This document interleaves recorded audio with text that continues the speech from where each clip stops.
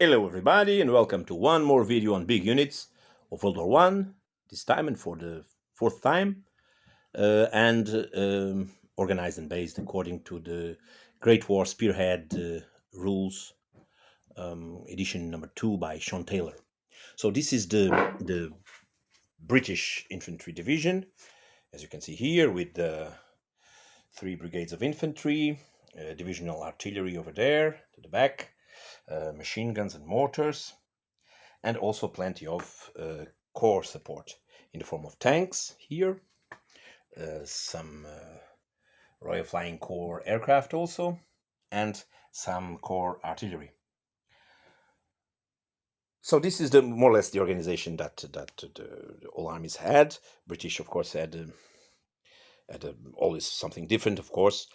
Instead of four regiments or brigades, British called them brigades, of course. They had 3, but instead of 3 battalions, 4 battalions. But it came about the same number of men per division. It was not a big difference for other armies. So the interesting thing, in my opinion, of course, that you have in this lot, in around 200 figures, is that all of them were made many years ago, as I told you about World War One stuff that I have. They were recently rebased according to Great War Spearhead rules book, and they were for many years glued to some pieces of card. Now they are decently rebased. They are retouched. There was some backpacks also added to the back of the soldiers, of course, and things that were more or less put together, and they form more or less now a coherent and reasonable looking group. Most of them, as I told you, are conversions, and funnily enough, I used mostly World War II Japanese, both from Airfix and Atlantic. I also converted plenty of World War One Airfix figures with a hat, and of course, all these guys receive new Brodie helmets. In fact, the full head was placed and pinned to the soft plastic of that is which is the material that these models are made of. So let me show you some stands for you to see. There are also some ashy 19th century colonial infantry also. I mean, slightly disguised as World War One British infantry. So this intends to show the British infantry from late 1915, when they received the Brodie helmet on, of course, up to the end of the war. And let me show you a few stands. For instance, one that is representative. For instance, this one here. You can see, for instance, here. You can see here the running figure is a World War One Airfix with a new head. All of them have new heads, as you know. So this is one, for instance, is the Japanese Airfix, and the guys in the middle are Atlantic, and they look relatively convincing. Okay, relatively convincing. I think they make reasonable World War One post 1915 British infantry, and you can see everywhere there is still one or two that I left with the British Expeditionary Corps hat, but most of them have the Brodie helmet. Some of them are Japanese marching here. For instance, you can see here a Japanese guy here, but next to it there are Airfix British World War One. So everything, as you can see here, is converted figures, which is funny because I always like to do these kind of things. Look at also at the officer. You can see the officer is the Atlantic Japanese officer. For instance, you can see here another this one with the Brodie helmet,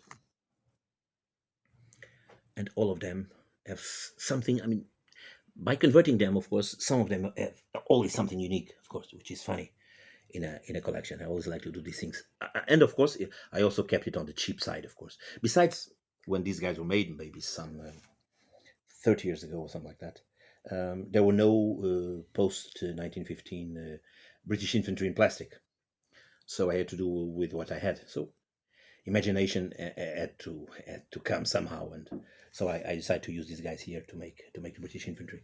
For instance, the colonials. I was mentioning the British colonial infantry. Can be seen here. Let's try to focus. Okay, you see, and they don't become that bad. Of course, the putties are not exactly there, but then you disguise them with some, as you see here, with some terrain. You see, and well, they became reasonable World War One British soldiers. This can be, of course, used as a British or Canadian unit if you want. The Stokes mortar. They are the Airfix ones. Whoops. With the plastic-made bipods, and the one that was there, which is a piece of plastic, very ugly, was taken out. So some of the crew are coming from the Royal Horse Artillery set from Airfix. This one comes from the infantry box from Airfix, and this one comes from Hemhar, and they make a reasonable group.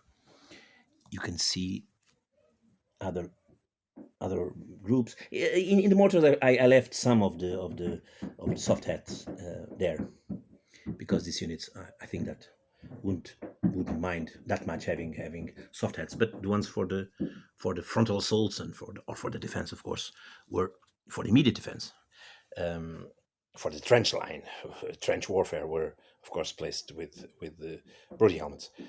Also, another conversion I've made is this guy here. Maybe you recognize him. This is a Hemhar figure with shorts, but with some green stuff. It becomes a reasonable Western Front British officer. I think the ones with shorts, I think, not completely sure, but are intended to Mesopotamia and to Gallipoli and all those actions in Egypt and Turkey and things like that. But I'm not sure even if in the Western Front eventually the shorts were used in the hot summer months. I'm not sure about that. Maybe more different groups here for the Stokes mortar and command. The artillery is mostly, as you can see here, is mostly irregular miniatures, both guns and figures. It is, of course, the 18-pounder gun that is here. These ones here are metal from a different brand. I don't remember the name, but they continue to have irregular miniatures crew. Core artillery is here again. You can see here the 6-inch Howitzer. These are early guns. In fact, these ones are a little bit more to the middle of the war. 6-inch Howitzers again, but different model. And everything is, as you can see, irregular miniatures.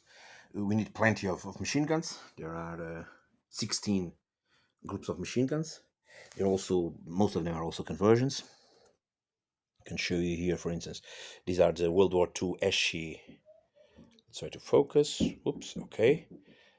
So I made a coat on the back, you see.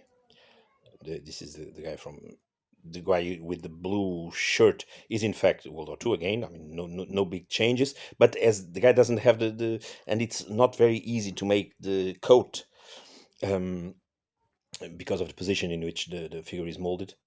So I use the guy without the coat and using the gray blue shirt that the British had.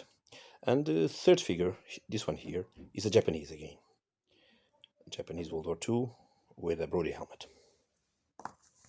And there are plenty of them like this.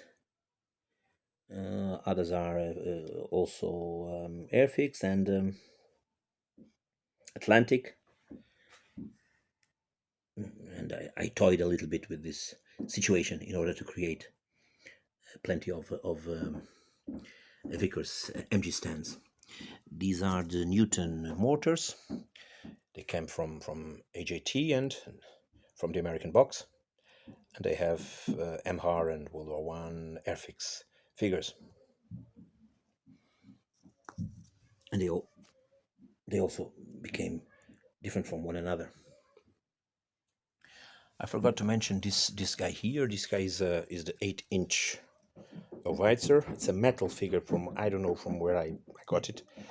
I remember buying it together with the 21 centimeter Mortar for the Germans. I don't know from where this thing came. Crew is made up also. You have Airfix, the guy with the hand on top of the, close to the gun is Airfix from the infantry box. The guy shouting to the back is from the artillery Airfix box. This one is again, the blue shirt is again from the Airfix Royal Horse Artillery box. And these two here, sorry, are MHAR. And they are guys that are intended to be tank crewmen. I created a coat for them, and I placed a big shell, as you can see, because this was the way that these big shells were brought to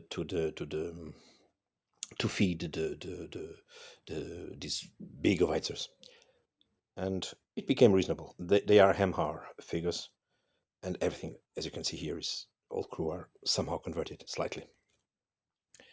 And this is a very, very nice piece. If you don't want to have this trouble, you have Strelets R, which have the same thing with crew already, and everything is set. Sorry, but this is winter, as you know. Well, now, for instance, the aircraft. You have here, this is all Airfix and Revell and things like that.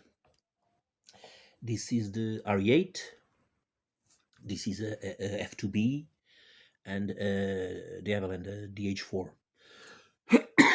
And finally, two Soppit Camels. And yeah, Airfix, Revell, and things like that. Also made many, many years ago. Now for the tanks. Tanks are a funny component of this group because they are, of course, the first tank ever, as everybody knows.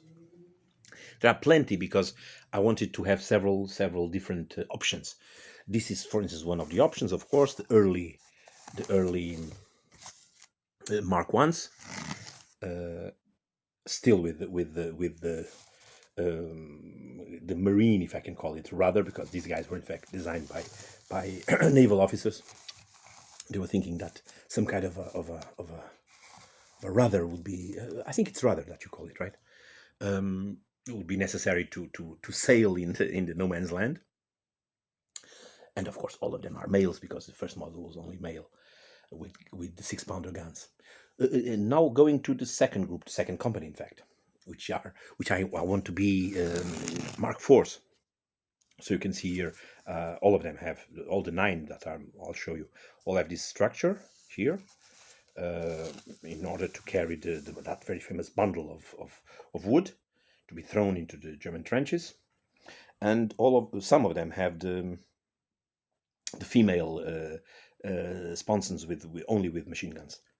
For instance, this guy here is a full female tank. Okay, only with machine guns.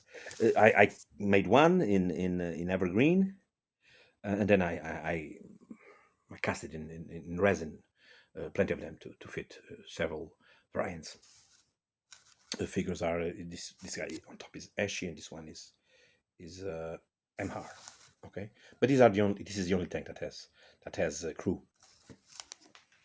So then you have a male here, a Mark IV male here, and another female here. Some of them, for instance, you have a hybrid here with machine guns and 6-pounder guns, and a slightly different color. British was still looking for the perfect way to paint their new armored fighting vehicles, if I can call it. So there's also this kind of unditching beam that was carried by by the tanks also, by the British tanks. And this one there's another hybrid here, and this last company, as you can see, is painted in a different color, because they used also this kind of light gray blue, or blue gray, whatever you want to call it, as a way of camouflaging the tanks. It's funny that this gray thing, always looking at the horizon, a little bit like the French were doing with their uniforms.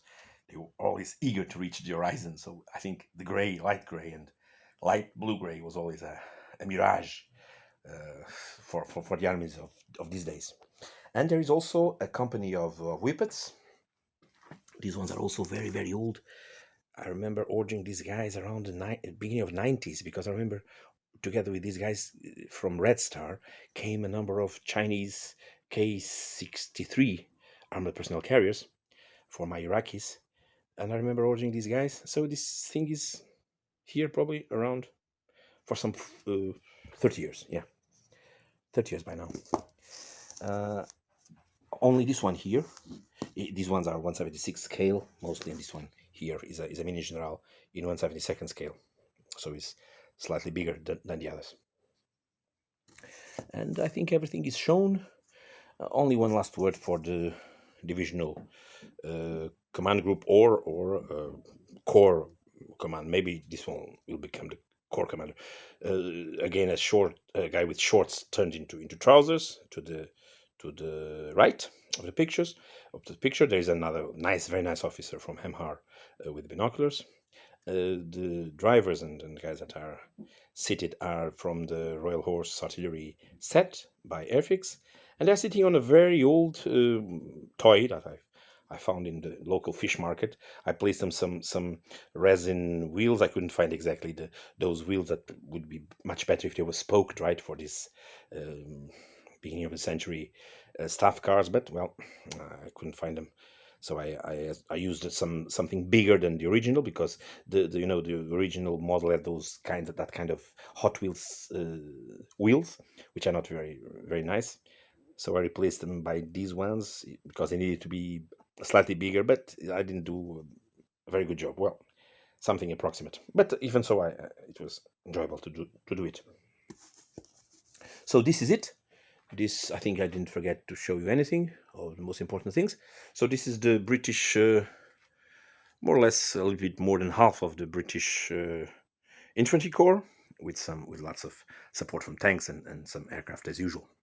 I hope you have enjoyed, and next video probably it will be maybe the second division of this corps, or as I'm on the way also to being attracted by Wagram again, 1809, the War of the Fifth Coalition, so Napoleonics again. So I don't know, maybe I'll show you some Napoleonics next time. Well, let's see what comes out. See you next. Bye-bye. Thank you.